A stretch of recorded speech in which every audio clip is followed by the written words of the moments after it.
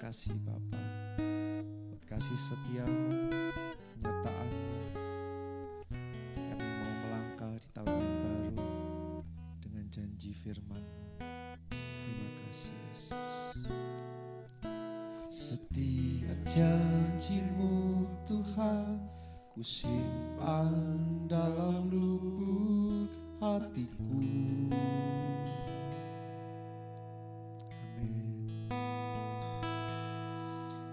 Lewati setiap masalah, setiap tetes air mata dalam hidupku,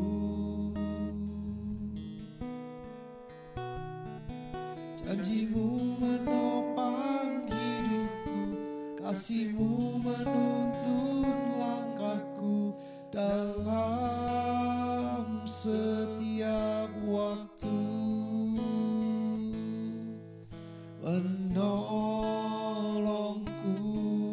yang aku percaya. Menaikkan syukur kami di hadapan-Mu Tuhan. Terima kasih buat kasih setiamu. Penyertaan-Mu sempurna dalam hidup kami.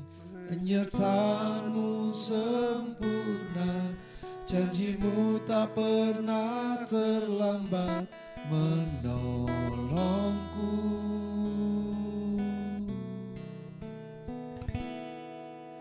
Terima kasih, ku berterima kasih buat kasih setiamu di dalam hidupku. Thank you Jesus.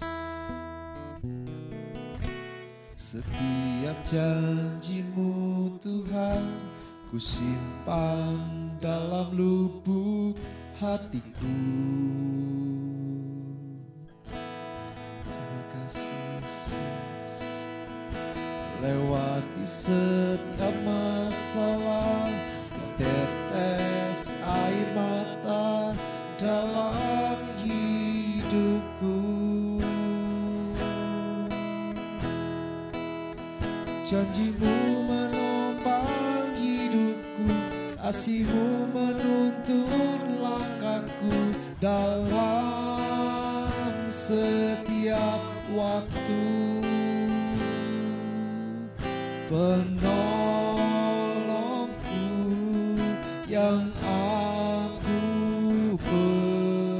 percaya. Mari kita angkat tangan kita bersama dan katakan terima kasih. Terima kasih buat kasih setiamu. Penyertaan-Mu sempurna, janji-Mu tak pernah terlambat menolongku. Katakan sama-sama, terima kasih, ku berterima kasih buat kasih setiamu di dalam hidupku. Sekali lagi katakan terima kasih Yesus. Terima kasih buat kasih setiamu.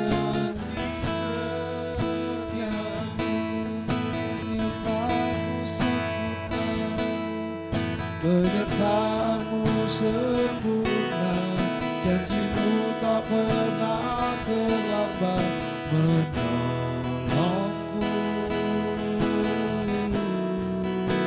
Yesus, terima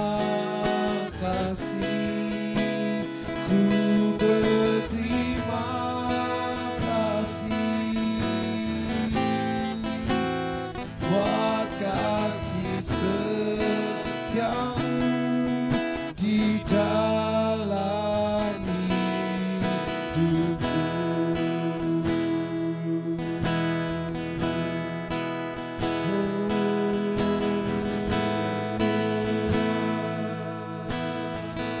Kami bersyukur, kami bersyukur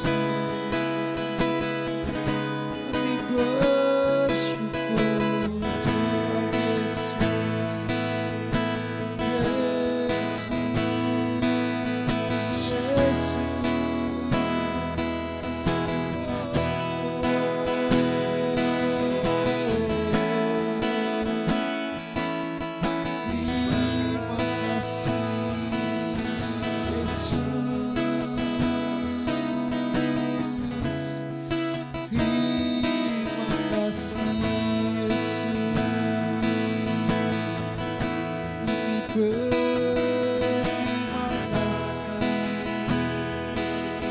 Buat penyertamu, buat janji firman-Mu dalam hidup kami.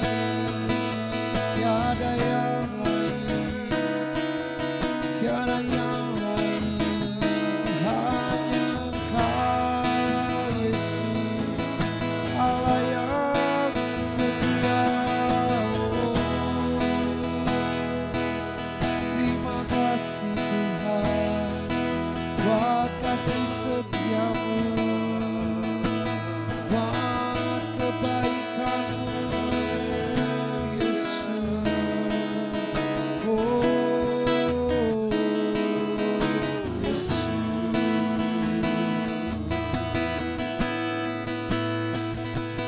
terima kasih Tuhan,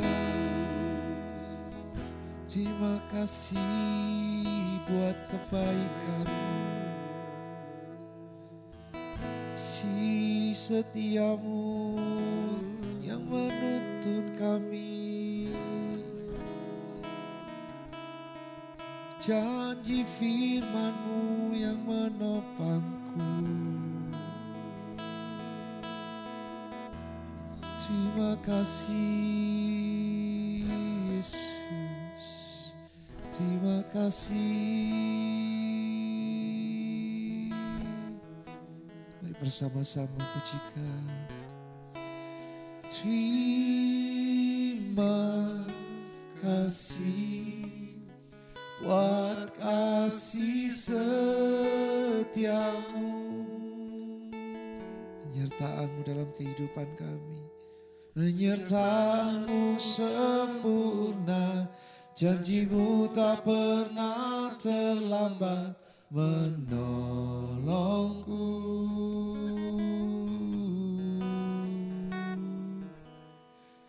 Terima kasih, ku berterima kasih buat kasih setiamu di dalam hidupku. Sekali lagi naikkan syukur-Mu, terima kasih, terima kasih buat kasih setiamu. Ini pernyataan iman kami Tuhan, penyertaan-Mu sempurna, janji-Mu tak pernah terlambat menolongku. Yes Lord, terima kasih, ku berterima kasih buat kasih setiamu di dalam hidupku. Buat kasih setiamu, buat kasih setiamu, katakan buat kasih setiamu, buat kasih setiamu, kuat kasih setiamu di dalam hidupku.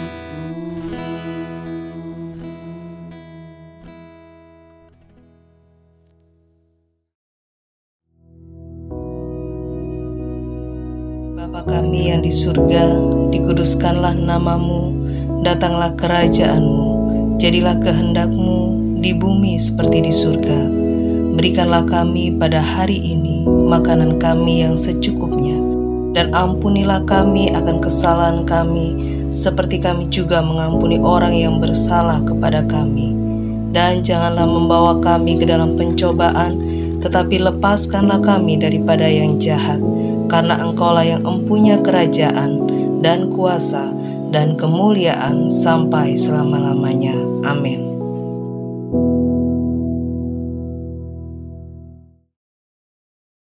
Shalom, puji nama Tuhan. Selamat pagi, kita berjumpa kembali di hari yang baru ini. Mari sebelum kita memulai hari kita merenungkan firman Tuhan sejenak. Dan pagi ini saya ajak kita untuk membaca dari Yohanes pasal yang ke-15. Betulnya kita bisa baca dari ayat yang pertama sampai ayat yang ke-8. Namun nanti saya akan lompat-lompat ya. Namun saya ingin kita membaca langsung di ayat yang 1 dan 2 terlebih dahulu. Ya, Yohanes pasal 15 ayat 1 dan 2. Akulah pokok anggur yang benar dan Bapakulah pengusahanya. Ayat 2, setiap ranting padaku yang tidak berbuah, dipotongnya, dan setiap ranting yang berbuah, dibersihkannya, supaya ia lebih banyak berbuah. Saudara, kita semua tahu bahwa ini Yesus sendiri yang berfirman. Dan seperti yang ada di depan saya ini, ya, ada yang namanya bunga asli dan ada yang namanya imitasi, ya, atau yang dikatakan bunga palsu. Kalau ini bunga asli, nggak akan bertahan lama, saudara. Tapi karena ini palsu, bunga ini tidak berubah bentuk, bunga ini tidak berubah warna, tanaman-tanaman ini tidak berubah menjadi layu atau tambah besar. Karena apa? Tidak hidup. Sementara Tuhan Yesus di ayat pertama berkata, I am the true vine. Ya, artinya pokok anggur yang sejati, yang betul, yang asli. Ya, bukan fake, bukan palsu, bukan false, palsu. Karena kalau palsu, tidak akan bisa mendatangkan pertumbuhan. Tidak akan bisa menghasilkan grapes, anggur. Ya. Kalau Kristus, Yesus Kristus adalah pokok anggur yang benar, dan poinnya di sini, di mana kita melekat kepadanya, maka akan dihasilkan buah. Bukan karena hasil usaha kita murni, tetapi karena kita melekat kepada Yesus Kristus. Dan sebagai true vine, pokok anggur yang benar. Ya. Di ayat 2 dituliskan, setiap ranting padaku yang tidak berbuah dipotongnya. Dan setiap ranting yang berbuah dibersihkannya, supaya ia lebih banyak berbuah. Nah, saya tidak ingin mengajak saudara untuk beranalogi yang terlalu jauh. Tapi kadang-kadang, saudara, kita salah paham, kita salah mengerti ketika kita tidak bisa melihat jalan atau rencana Tuhan. Kita seolah-olah merasa bahwa kita sedang dipotong dan dibuang. Padahal sebetulnya kita itu sedang dibersihkan. Dari ayat 2 ini kita belajar bahwa Allah Bapa tidak mungkin mencabut carang atau ranting yang sedang melekat dan bertumbuh. Tapi yang mati, yang tidak benar, yang tidak berbuah akan dicabut. Di sini poinnya adalah bukan takut dicabut, takut karena tidak menghasilkan buah. Tapi di sini poinnya adalah orang Kristen itu harus melekat sebelum berbuah. Banyak mungkin saudara dengar orang Kristen dilihat dari buahnya. Iya, bagaimana bisa berbuah? Melekat. Jadi mana yang lebih penting, buahnya atau pelekatan kita kepada Tuhan? Saya lebih setuju, dua-duanya betul. Tapi tanpa melekat tidak akan ada buah. Kalau ingin ada buah, harus melekat. Seperti tema kita tahun ini, berjalan mengikut Yesus. Untuk apa? Supaya menghasilkan buah untuk kemuliaan nama Tuhan. Di ayat 2 ini kita belajar. Kadang-kadang mungkin kita merasa, aduh sakit, capek ya. Kok rasanya seperti ini dibatasi, ini dilarang dan seterusnya. Kok seperti ada pintu tertutup dan seterusnya. Ranting yang menghasilkan buah akan dirawat, akan dibersihkan. Untuk apa? Untuk dimatikan, untuk dihancurkan? Bukan. Supaya berbuah lebih banyak lagi. Berbuah lebih banyak lagi. Katakan, walaupun mungkin sambil ngantuk-ngantuk atau berbisik-bisik, katakan, berbuah lebih banyak lagi. Ya, saya percaya saudara, bahwa bagian kita itu bukan memusingkan atau menggurui atau mengintervensi Allah ya dalam membersihkan carang-carang atau ranting-ranting. Yang ini jangan, yang ini saja, itu bukan bagian kita. Bagian kita bukan intervensi Tuhan, tapi izinkan Tuhan mengintervensi kehidupan kita. Ketika kita melekat, kita akan dibersihkan terus. Kita akan terus berbuah. Dibersihkan lagi, berbuah lebih banyak lagi. Dibersihkan lagi, berbuah lebih banyak lagi. Sambil posisi kita terus melekat kepada Tuhan. Nah, saya percaya sekali bahwa ketika kita benar-benar melekat. Seperti kata ayat 3 dan 4, coba kita baca. Kamu memang sudah bersih karena firman yang telah kukatakan kepadamu. Kita sudah bersih karena firman yang sudah dikatakan kepada kita. Sekarang sudah bersih, bukan engkau akan dibersihkan, bukan. Sudah bersih. Kenapa? Kata-kata sudah bersih ini menggambarkan perbedaan ya. Sebelum dan sesudah peristiwa salib dan pencurahan Roh Kudus. Kalau kita percaya Yesus yang mati ganti kita dan kita menerima Roh Kudus, kita sudah dibersihkan. Ya. Dan mungkin memang kalau sudah dibersihkan itu tidak enak. Karena gak bisa semau kita sendiri. Tidak bisa caranya tumbuh seenaknya sendiri. Harus dibersihkan. Tapi hasilnya buahnya lebih banyak lagi. Ayat 4. Tinggallah di dalam aku. Abide in me. Dan aku di dalammu. Sama seperti ranting tidak dapat berbuah dari dirinya sendiri. Kalau ia tidak tinggal pada pokok anggur. Demikian juga kamu tidak berbuah. Jikalau kamu tidak tinggal di dalam aku. Ayat 5, akulah pokok anggur dan kamulah ranting-rantingnya. Barang siapa tinggal di dalam aku dan aku di dalam dia, ia berbuah banyak. Sebab di luar aku kamu tidak dapat berbuat apa-apa. Diulangi untuk yang kedua kali. He is the true vine. Dia adalah pokok anggur yang benar. Dan kita orang percaya itu branches, cabang, ranting-rantingnya. Cabang ranting itu powerless, tidak punya kekuatan kalau tidak melekat. Kalau saat ini saudara merasa saya punya kuasa, saya punya kemampuan, saya punya kepintaran, saya hebat, powerless kita ini saudara. Kalau kita tidak melekat. Seperti bunga mawar yang saudara potek gitu ya. Saudara potong, lalu saudara taruh vas. Hidup punya power cuma untuk beberapa hari saja. Tapi kalau kita melekat terus. Nah kalau sekarang saudara, ya analoginya begini. Handphone saudara.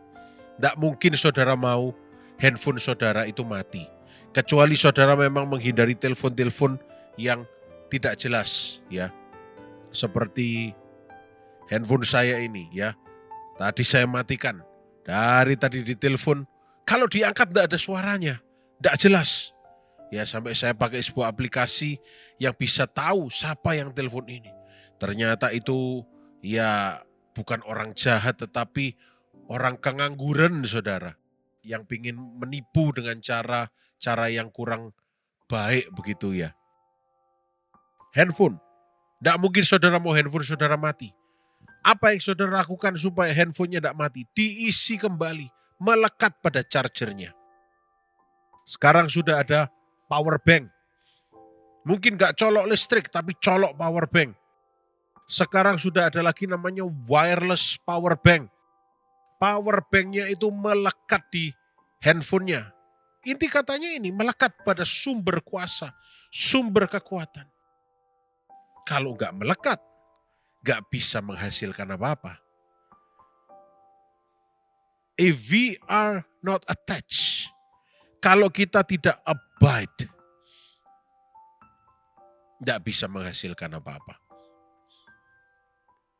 Yesus berkata, diulangi sekali lagi, kalau kamu tidak tinggal di dalam aku, gak bisa berbuat apa-apa. Kalau kita merasa aku hebat, aku pintar, aku mampu. Tinggal tunggu waktu saja. Makanya tahun ini kita belajar untuk menyangkal diri dan mengikut Yesus. Bukan menyangkal Yesus dan mengikuti diri sendiri. Kita langsung lompat.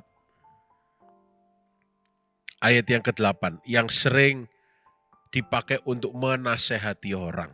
Ya. Dalam hal inilah Bapakku dipermuliakan, yaitu jika kamu berbuah banyak, dan dengan demikian kamu adalah murid-muridku. Kembali saya ulangi saudara, berbuah banyak, bagus. Harus berbuah banyak. Tapi tanpa melekat, tanpa mengiring, mengikut, nempel, derek Gusti Yesus. Tidak bisa kita berbuah. Dari mana kita bisa berbuah kalau kita tidak mendapatkan sari-sari makanan yang menyebabkan pertumbuhan?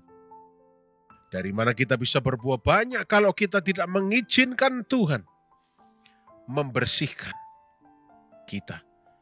Ketika kita dibersihkan, tumbuh kita berkali-kali lipat, lebih banyak lagi. Yang tadinya mungkin cuma 1 bisa 4, 5, 10 ya. Karena dibersihkan terus. Yang mati-mati dipotongi. Ya, saya bukan ahli berkebun tapi setahu saya sering melihat orang-orang berkebun ya. Salah satu yang suka berkebun adalah Pak Yunus ya. Om saya selalu lihat kalau ada tanaman yang ini harus dianu dan ya ini harus dipotong supaya tidak merembet ke yang lainnya. Yang mati ini harus segera dipotong bagian yang mati supaya tidak merembet ke yang lainnya. Ya, kalau sudah digunting dibuang apa? Ya dibuang, entah dibakar atau taruh tempat sampah. Tapi yang masih hidup bukan dimatikan tapi dibersihkan. Nah, jangan salah sangka yang pertama. Saudara, kalau saudara sedang sungguh-sungguh dalam Tuhan, Anda tidak sedang dipotong dan dibuang. Tapi mungkin saudara sedang terus dimurnikan dan dimurnikan. Atau kita diajar untuk mematikan ego kita. Kita menyangkal diri kita supaya kita mengikut Yesus dengan baik. Dan kalau mau berbuah harus melekat. pagi hari ini, mari jadi anak Tuhan yang melekat. Kalau anak Tuhan yang berbuah, itu sudah sering diberitakan. Pasti berbuah kalau melekat. Dan sebelum berbuah, harus melekat dulu. Tanpa melekat, tidak akan ada buah yang bisa dihasilkan. Yang ngomong Yesus sendiri. Kalau tidak tinggal di dalam aku, dibuang keluar seperti ranting. Ranting itu kering. Gunanya apa? Dikumpulkan orang, dibakar. Tapi kalau yang melekat, tidak mungkin dibakar. Akan terus bertumbuh karena terus dapat supply makanan. Terus bertumbuh. Saya berdoa kita semua terus bertumbuh di dalam Tuhan. Ya. Sampai kita menghasilkan buah karena kita melekat kepada Tuhan. Mari jadi orang-orang Kristen yang terus mengikut Yesus, melekat. Kita pasti akan menghasilkan buah. Nama Tuhan dipermuliakan. Dan saya ulangi untuk yang ketiga kalinya, kalau saudara merasa kok seperti hidup ini berat, saudara bukan sedang dibuang. Saudara bukan sedang dipotong untuk dimatikan. Tapi saudara sedang dibersihkan. Bagaimana kita belajar untuk menyangkal diri kita. Dan tetap mengikut Yesus. Karena mengikut Yesus itu tidak semudah itu. Mengikut kemauan kita semudah itu. Mengikut Yesus kita membutuhkan penyangkalan diri. Saya berdoa biar hari ini kita belajar sesuatu yang baru. Roh Kudus banyak berbicara dalam hati saudara. Mari jadi orang-orang Kristen yang melekat kepada Tuhan. Mari kita berdoa. Bapa yang baik, terima kasih untuk kebenaran firman-Mu. Kami mengucap syukur karena kami berkesempatan untuk merenungkan firman. Biar dalam nama Tuhan Yesus Kristus sepanjang hari ini kami semua sehat, diberkati, dibungkus dengan darah Yesus. Hidup kami mempermuliakan nama Tuhan. Dalam nama Tuhan Yesus Kristus. Haleluya. Amin. Selamat pagi, selamat beraktivitas, Tuhan memberkati.